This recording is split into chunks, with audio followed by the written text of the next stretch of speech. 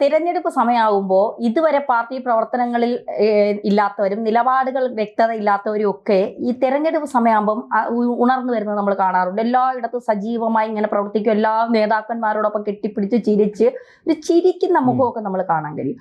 സ്വാഭാവികമായിട്ട് കോൺഗ്രസിനെ സംബന്ധിച്ച് അത് വല്ലാത്തൊരു ഭീതിയാണ് പല നേതാക്കൾ. കാരണം ഇപ്പൊ പാമ്പ് ചൂട് സമയത്ത് തലമുക്കി പുറത്തു വരും പോലെയാണ് കോൺഗ്രസിലെ പല നേതാക്കൾ. തിരഞ്ഞെടുപ്പാകുമ്പോൾ പലരെയും കാണാം. ഇപ്പൊ ശശി തരൂറാണ് ഇത് KSC തിരുവനന്തപുരം കേന്ദ്രീകരിച്ച് പ്രചരണം നടത്താൻ ഒരുങ്ങുന്നു, അല്ലെങ്കിൽ സജീവമാകാൻ ഒരുങ്ങുന്നു എന്ന് 2 മാസം മുമ്പേ പറഞ്ഞു. ഇപ്പൊ തരൂർ എല്ലാത്തിലും ഇതുവരെ മോദി മാത്രമാണ് നല്ലത്, മോദിയാണ് എല്ലാം എന്നൊക്കെ പറഞ്ഞ് വല്ലാത്തൊരു പറയുന്നതിലൊരു പരിധിവരെ ശരിയുമുണ്ട്. ആ തരൂർ ഇപ്പോൾ കോൺഗ്രസിൽ സജീവ സാന്നിധ്യമായി മാറാൻ പോകുന്നു. എല്ലാവരും സ്ഥിരം ചോദിക്കുന്ന ക്ലീൻഷേ ചോദ്യം, തരൂർ ആയിരിക്കുമോ അടുത്ത മുഖ്യമന്ത്രി? അപ്പൊ പറയും KSC വേണുഗോപാൽ ജീവിച്ചിരിക്കുമ്പോൾ നടക്കുമോ എന്നുള്ളത്. യഥാർത്ഥത്തിൽ തരൂർ ഒരു മുഖ്യമന്ത്രി കാൻഡിഡേറ്റ് ആണോ? അതിലേക്ക് വരുമ്പോൾ പ്രധാനപ്പെട്ട മറ്റൊരു കാര്യം കൂടെ പറഞ്ഞു വരാം. അതായത് കോൺഗ്രസ് അവരുടെ ചരിത്രത്തിൽ ഇല്ലാത്ത, ഇതുവരെ ചെയ്യാത്ത രീതിയിലുള്ള ഒരു നിഗൂഢമായൊരു തന്ത്രം കേരളത്തിൽ അവരിപ്പോൾ പ്രവർത്തിച്ചു കൊണ്ടിരിക്കുകയാണ്, അല്ലെങ്കിൽ നടപ്പാക്കിക്കൊണ്ടിരിക്കുകയാണ്. അതിൻ്റെ ഭാഗമായി നമ്മൾ ചെസ് കളിയിലെ കരുക്കളെ നയിക്കുന്നത് പോലെ അതിവിദഗ്ധമായിട്ട് അവർ കളിക്കുന്നതിൻ്റെ ഏറ്റവും പ്രധാനപ്പെട്ട ഒരു ഉദാഹരണമാണ് ശ്രീ ശശി തരൂർ. ഇപ്പൊ ഇന്നത്തെ പത്രത്തിലെല്ലാം നമ്മൾ കണ്ടു അദ്ദേഹവുമായിട്ട് നർമ്മം പങ്കിടുന്ന നേതാക്കന്മാരെ. യഥാർത്ഥത്തിൽ അദ്ദേഹത്തിന്റെ ശരീരഭാഷ ശ്രദ്ധിച്ചോ? ശശി തരൂർ ആ ഫോട്ടോയും അതിന്റെ വീഡിയോ ഒക്കെ കണ്ടപ്പോൾ ഞാൻ അദ്ദേഹത്തിന്റെ ശരീരഭാഷയാണ് നോക്കിയത്. ശശി തരൂർ ഒട്ടും സന്തുഷ്ടനല്ല, പിന്നെ അഭിനയിക്കാൻ ഒട്ടും മടിയും അതിന് എല്ലാവരും അങ്ങനെ. അപ്പൊ ആ അഭിനയശേഷിയുടെ പരകോടിയിൽ നിന്നുകൊണ്ട് അദ്ദേഹത്തെ ചവിട്ടി പുറത്താക്കാൻ ശ്രമിച്ച ആൾക്കാരെല്ലാം അദ്ദേഹത്തോട് വളരെ ഊഷ്മളമായി പെരുമാറുമ്പോഴും അദ്ദേഹത്തിന്റെ ശരീരഭാഷയിൽ അദ്ദേഹത്തിന്റെ മനസ്സിൽ എന്താണെന്ന് നമുക്ക് വായിച്ചെടുക്കാൻ പറ്റും. കോൺഗ്രസ് കേരളത്തിൽ ഇപ്പോഴവർക്കൊരു അവസരം കിട്ടിയില്ലെങ്കിൽ പിന്നെ ചരിത്രം അവരെ തിരിഞ്ഞു നോക്കുകയില്ല. കേരള ജനത അവരെ എഴുതിത്തള്ളും, കൊട്ടയിലേക്ക് അവരെ ഇടും. അതവർക്ക് നന്നായിട്ട് അറിയാം.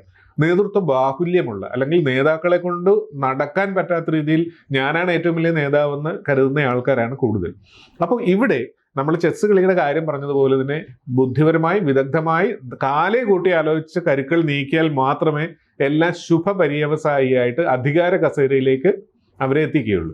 അതിൻ്റെ ഭാഗമായിട്ട് AICC തലത്തിലെടുത്ത, അതല്ല എങ്കിൽ കോൺഗ്രസിൻ്റെ കേന്ദ്ര കമ്മിറ്റിയിൽ നിന്ന് വന്ന ഒരു രഹസ്യ നിർദ്ദേശത്തിൻ്റെയും തീരുമാനത്തിൻ്റെയും ഭാഗമായിട്ടാണ് ഇന്ന് നമ്മൾ ഈ ഒരു ചോദ്യത്തിനുള്ള അവസരത്തിലേക്ക് വന്നിരിക്കുന്നത്.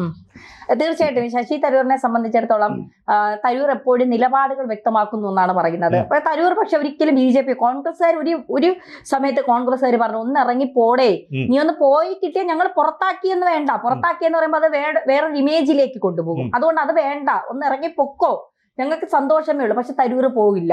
അതാണ് തരൂർ എന്ന് പറയുന്നത്. തരൂരിനെ ഇവരെല്ലാം വിറ്റ കാശ് തരൂരിന്റെ എഴുത്തിലുണ്ട് എന്നുള്ളതാണ്.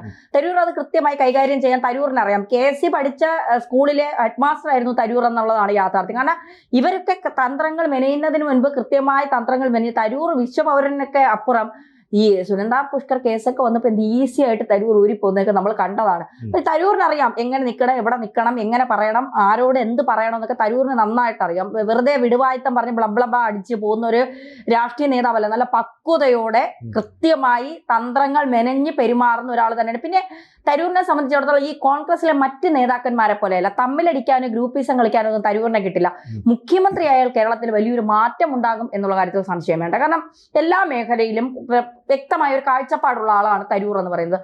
പക്ഷെ ഇവിടെ നമ്മൾ നോക്കേണ്ടത് ഈ മുസ്ലിം ലീഗിന് തരൂരിനോടുള്ള ഒരു സമീപനം എന്താണെന്ന് നമുക്കറിയില്ല. മാത്രമല്ല ഈ മുസ്ലിം ലീഗ് പൊടുന്നനെ കുഞ്ഞാലിക്കുട്ടി ഒരിടയ്ക്ക് പറഞ്ഞു, ഞങ്ങൾ പുതിയ സീറ്റ്, കൂടുതൽ സീറ്റ് ഞങ്ങൾ ചോദിക്കില്ല.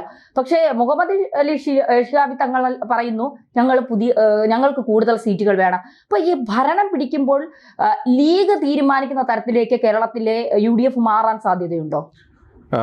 2 ചോദ്യങ്ങളുണ്ട് ഇതില്. ഒന്ന്, തരൂരിനെ വിറ്റ കാശിപ്പോ അധ്യാപകന് അവിടുത്തെ ഹെഡ് മാസ്റ്ററാണ് സതീശൻ എന്ന് പറഞ്ഞില്ലേ.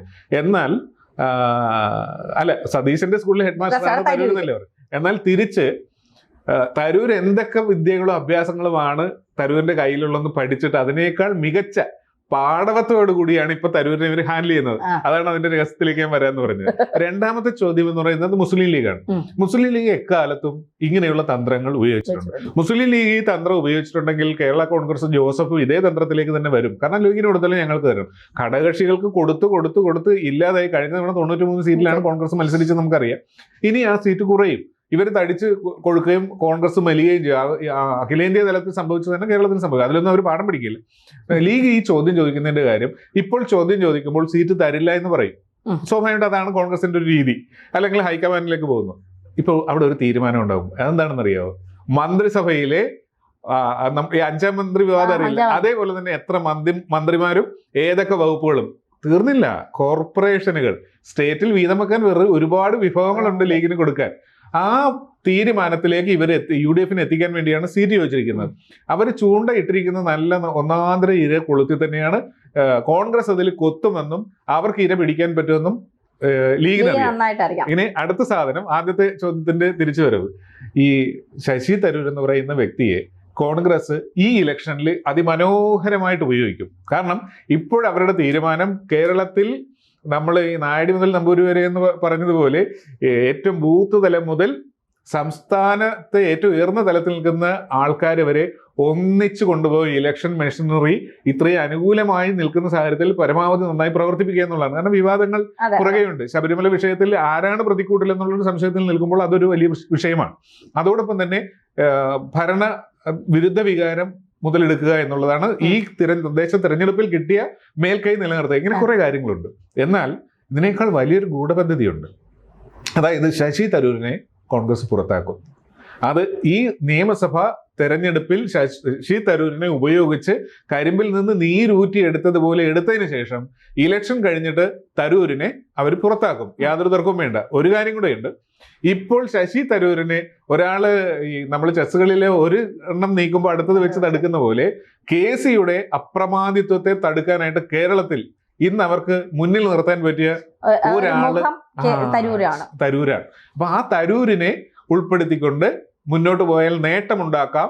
അതേപോലെ തന്നെ ഇവിടുത്തെ കേരള നേതാക്കന്മാരുടെ ആഗ്രഹങ്ങൾക്ക് ഇത് വെച്ചുകൊണ്ട്, അതായത് കേന്ദ്രത്തിൽ നിന്ന് KCയെ നൂലിൽ കെട്ടി ഇറക്കുന്നതിനെ തടയാനായിട്ടുള്ള ഒരു ചാവേർ മാത്രമായിട്ടാണ് അദ്ദേഹത്തെ ഉപയോഗിക്കാൻ കരുതുന്നത്. ഈ തരൂർ മുഖ്യമന്ത്രി സ്ഥാനാർത്ഥി അല്ലെങ്കിൽ കാൻഡിഡേറ്റ് എന്ന് പറയുമ്പോൾ കുറച്ചുകൂടി ആളുകൾക്ക് തരൂരിനോട്, പ്രത്യേകിച്ച് തലസ്ഥാനത്തെ ജനങ്ങൾക്ക് തരൂരിനോട് വല്ലാത്തൊരു സ്നേഹമുണ്ട്. തരൂർ അവരെ പിന്നെ MP ആയാലും MLA ആയാലും തരൂർ അവർക്ക് വേണ്ടി എന്തെങ്കിലും ചെയ്തിട്ടുണ്ടോ എന്ന് ചോദിച്ചാൽ എനിക്കറിയില്ല. തരൂരിന്റെ വികസന ഫണ്ടൊക്കെ ഉപയോഗിച്ച് തരൂർ എന്തൊക്കെ അവിടെ ചെയ്തിട്ടുണ്ട്. പക്ഷേ ഈ തലസ്ഥാനത്ത് ഈ നേമം, വട്ടിയൂർക്കാവ്, കഴക്കൂട്ടം ആ ഭാഗമൊക്കെ പോയിട്ട് നമ്മൾ ഈ ക്രൈസ്തവ വിഭാഗങ്ങളുടെ ഒരു ഏരിയയിലേക്ക് പോയാൽ അവിടെ ഒരുപാട് വോട്ട്, ഈ തീരദേശ പ്രദേശങ്ങളിലെ വോട്ട് കുറേയൊക്കെ തരൂരിന് നേടാൻ കഴിയും. അതാണ് കഴിഞ്ഞ തവണ ഏകദേശം 13,000-ന്റെ ലീഡേ തരൂരിന് ഉണ്ടായിരുന്നുള്ളൂ.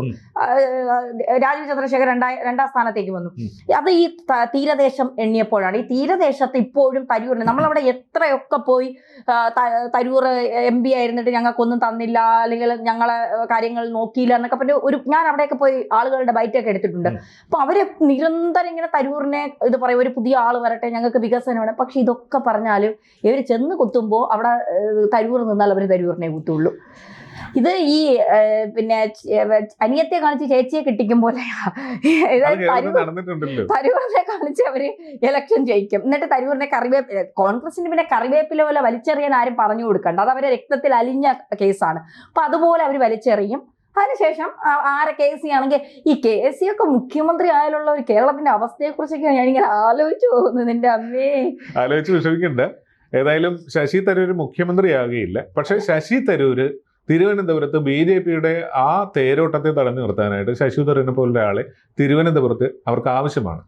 പിന്നെ ഒരു വ്യക്തി എന്ന നിലയിൽ അദ്ദേഹം വന്നാൽ അഴിമതി നടത്തുകയില്ല എന്നുള്ളത് കോൺഗ്രസ്സുകാർക്കും മറ്റുള്ളവർക്കും അറിയാം. അദ്ദേഹത്തിന്റെ ട്രാക്ക് റെക്കോർഡ് ഈ സുനന്ദ പുഷ്കർ വിഷയം ഉള്ളത് ഒഴിവാക്കിയാൽ വളരെ ക്ലീനാണ്. അപ്പൊ അങ്ങനെ ഒരാളെ വെച്ചുകൊണ്ട് തിരുവനന്തപുരം പിടിക്കുവാനും, ഇനി പ്രതിപക്ഷ നേതാവിന്റെ കേരള യാത്ര ഉടനെ തുടങ്ങിയാൽ ആ കേരള യാത്രയിൽ ശശി തരൂരിനെ അവർ മുന്നിൽ നിർത്തും. കാരണം നിർത്താൻ പറ്റിയ നേതാക്കന്മാര് ധാരാളമുണ്ട്. പക്ഷെ ക്ലീൻ ഇമേജ് ഉള്ള നേതാക്കന്മാർ വളരെ കുറവാണ്. അങ്ങനെയുള്ളപ്പോൾ പിന്നെ മോദി ഭരിച്ചിട്ട് പോലും, മോദി BJP ആണല്ലോ, ഇദ്ദേഹം സുനന്ദ പുഷ്കറിന്റെ കാര്യത്തിൽ വളരെ ആക്റ്റീവായിട്ട് ഇദ്ദേഹത്തെ എതിർക്കാനുണ്ടായിരുന്നു പ്രതിപക്ഷം എന്ന രീതിയിൽ.